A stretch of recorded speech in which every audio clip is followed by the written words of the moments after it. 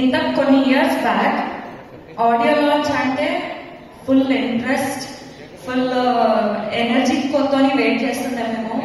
నాకు ఇంకా గుర్తుంది, నేను మా మమ్మీ ఏదో ఆడియో లాంచ్ అయితే దాని పాసెస్ పట్టుకొని అక్కడ బయట క్రౌడ్ ఎక్కడో నిల్చొని ఫుల్ వెయిట్ చేస్తుంటే సినిమా వాళ్ళు కనిపిస్తే సినిమాలో చూద్దాము, వీళ్ళు ఏం చేస్తున్నారు, ఒక ఫోటో దిగుదాము అన్న స్పేస్ లో మేము ఉంటుండే.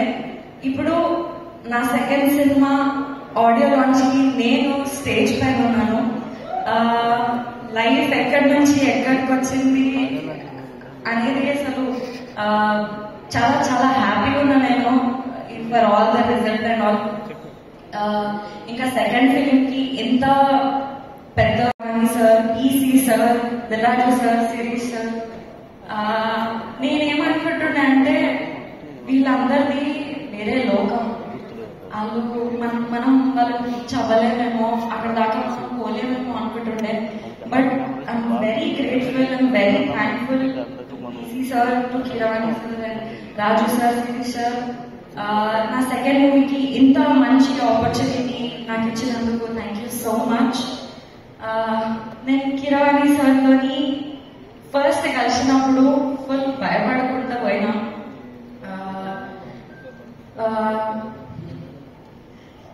సో అక్కడ పోయి కలిసిన తర్వాత కూర్చొని మాట్లాడమంటే ఒక ప్రొఫెషనల్, ఒక లెజెండ్ మ్యూజిక్ డైరెక్టర్ ముందు ఒక అన్ప్రొఫెషనల్ సింగర్ పోయి నేను పాట పాడతాను, నాకు చిన్నప్పటి నుంచి చాలా ఇంట్రెస్ట్, పాడాలని ఎప్పటి నుంచో ఉంది అని అన్నాను.